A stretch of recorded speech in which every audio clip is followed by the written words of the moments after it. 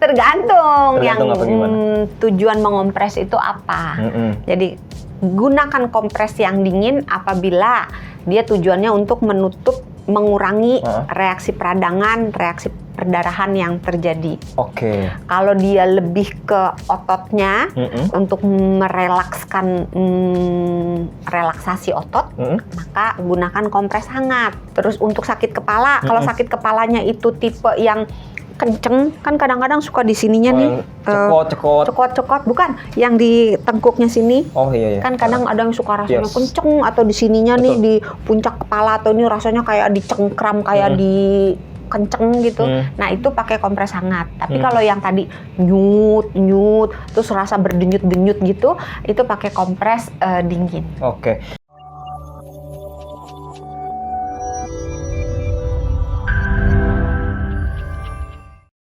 Nah kalau gitu dok, tadi kan udah ngomongin kalau pakai es batu itu harus di siram air dikasih dikit, air sedikit, dialasin kain tipis supaya nggak terlalu dingin kan maksudnya kan ya. Iya. Nah ini mau nanya juga sekalian, kalau gitu kalau yang air dingin dulu deh, air dingin, kompres dingin itu ada batas dinginnya harus segimana gitu? Jangan terlalu dingin juga, makanya dialasin kain tipis, karena kalau dia terlalu dingin jaringan kulitnya juga rusak. Malah rusak ya? Oke. Jadi jangan terlalu dingin dan jangan terlalu lama. Orang kadang-kadang naro lupa diangkat. Tapi 15 menit juga lama dok.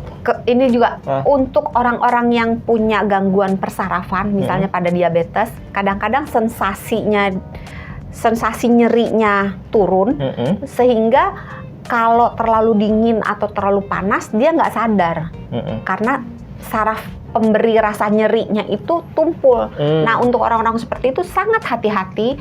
Kalau bisa menghindari, kalau nggak bisa terpaksa harus kompres, sangat hati-hati gitu. Jadi kita benar-benar pakai alarm, terus diliatin sebentar-bentar, diangkat, diraba gitu. Jadi benar-benar harus nggak bisa cuma ngandelin. Karena kalau orang normal, terlalu dingin kan dia otomatis kabur gitu tangannya gitu. Atau terlalu panas, kita nyentuh sesuatu yang panas kan kita langsung angkat tangan gitu kan.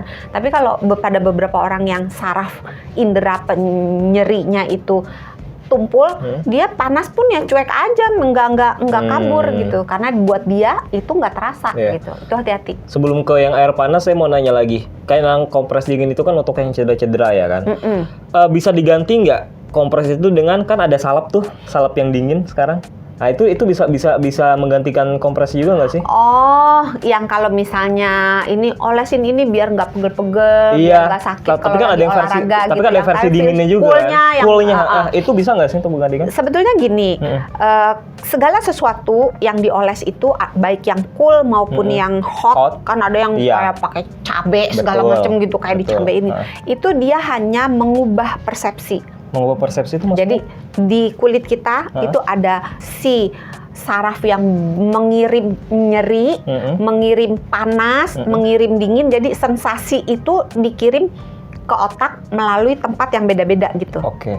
Nah, dengan mengaktifkan, misalnya kalau yang hot, yang panas, dengan mengaktifkan sensasi panas, maka sensasi panas itu akan menutupi sensasi nyeri yang ada. Jadi otak akan lebih memperhatikan, oh ini panas, terus jadi tanda kutip lupa sama sakitnya. Begitu juga yang dingin. Begitu juga yang dingin. Nah, apakah itu berguna atau tidak dalam hal mengobati akar permasalahannya? Misalnya akar permasalahannya keseleo, misalnya, atau misalnya ada reaksi peradangan, misalnya.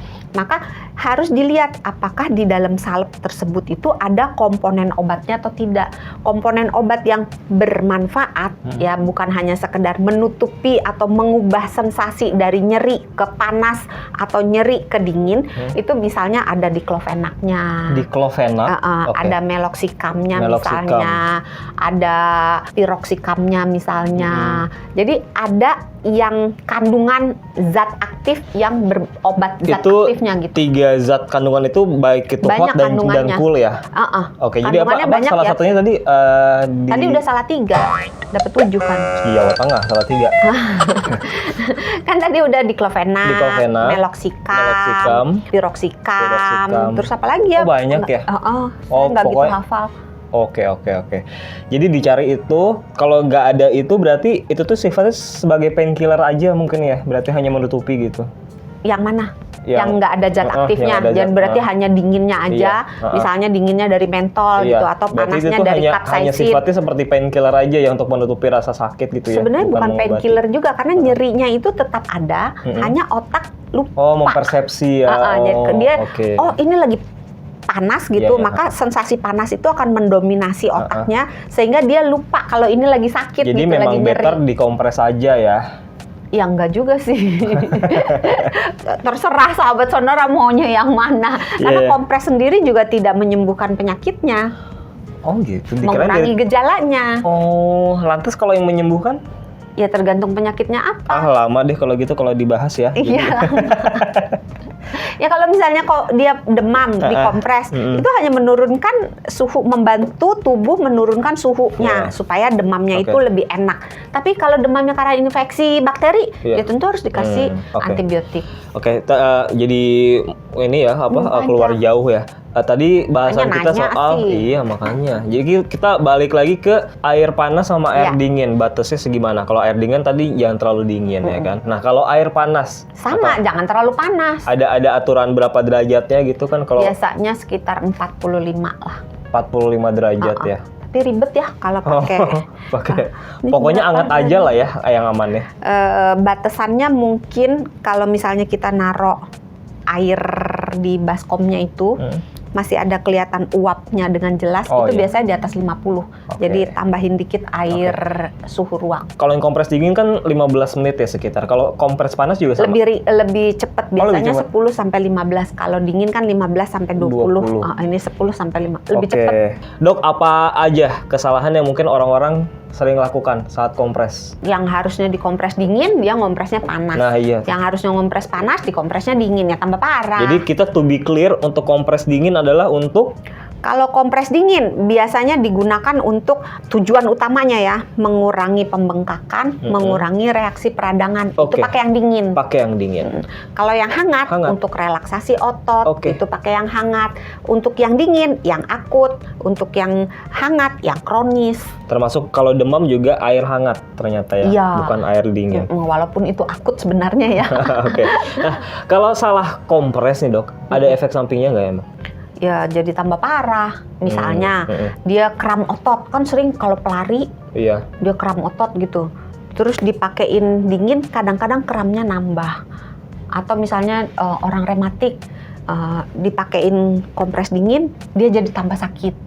Walaupun nggak selalu, kadang-kadang beberapa gangguan di alternate, di gantian gitu malah membantu. Jadi 10 menit pakai kompres hangat, terus diangkat, terus diganti kompres dingin, tunggu sebentar gitu, terus diganti kompres dingin, diangkat, tunggu sebentar, ganti lagi kompres. Jadi dingin, hangat, diganti-ganti.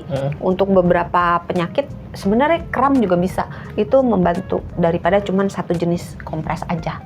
Oke, semoga berguna untuk Anda yang masih bingung kira-kira mau kompres pakai dingin atau kompres panas, dan ya semoga bisa menjadi rekomendasi juga ya untuk Anda kalau misalkan di suatu waktu tiba-tiba sakit bengkak atau demam, biar nggak salah lagi, biar nggak makin parah. Jadi kalau kejedot pakai kompres dingin atau hangat? Pakai kompres dingin. Mantap, berarti. Tanya lagi. Kalau misalnya bintitan pakai kompres dingin apa? Iya, jangan lupa subscribe channel YouTube Sonora FM 92 dan pakai kompres hangat. Iya, terima kasih sudah dijawab. Jangan lupa like dan subscribe-nya juga, komen juga, dan pastikan tidak ketinggalan video Kamu Sehat selanjutnya. Sonny Wicosno pamit. Bersama Dokter Santi juga pamit gitu loh maksudnya. Dokter Santi juga pamit. Nah, jangan lupa jaga kesehatan. Karena sehat itu mudah.